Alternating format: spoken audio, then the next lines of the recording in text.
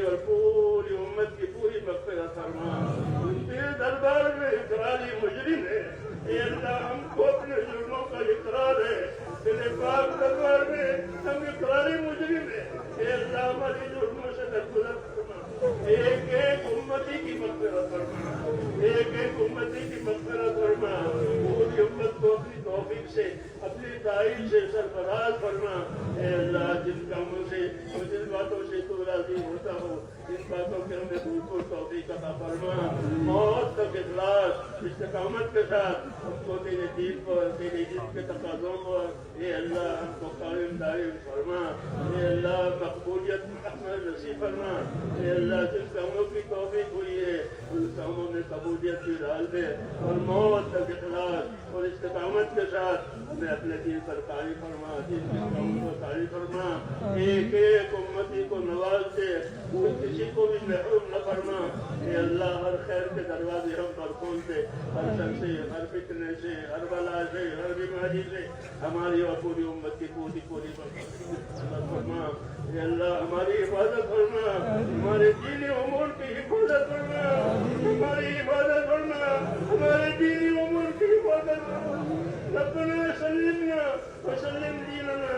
ربنا سلمنا وسلم دیننا. ربنا سلمنا وسلم دیننا. ربنا لا تجعلنا فتنة للقوم الظالمين ونجنا برحمتك من القوم الكافرين.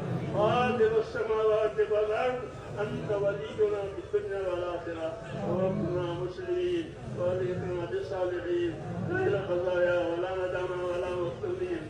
اے اللہ ہم اپنا فضل فرما اور ہر خیر کو ہماری طرف متوجہ فرما. سب سے ہماری پوری دعا فرما. ہمارے دینی کاموں کی دعوت کے کاموں کی مدارس کی مساجد کی اور جتنے ہمارے دینی امور ہے اے اللہ اس کی حفاظت فرما دے. مخلصین کو مستخلصین کو تیرے کاموں کو جمع فرما دے. ہر شریر کی حلالت سے ہر فتن کے فتنے سے ہر خلل الناس کے خلل سے ہر ظالم کے ظلم سے ہماری اور ہماری تمام دینی امور کی پوری حفاظت فرما. پورے عالم میں خیر کے پھیلنے کی اور شر کے مٹنے کی صورت پیدا فرما. دعوت کے اس کام کو قبول فرما. اے اللہ ایک ایک امتی کو قبول فرما. جو محنتیں ہو رہی ہے جو قربانیں تیرے بندے دے رہے ہیں دور دراز اے اللہ ملکوں میں جا رہے ہیں اور اپنی جان لگا اے اللہ ان قربانیوں کو قبول فرما. یہ قربانیوں کو قبول فرما. یہ قربانیوں کو قبول فرما. ان کی محنتوں کو قبول فرما. ان کی دعاؤں کو بھی قبول فرما اور ان سب کو قبول فرما.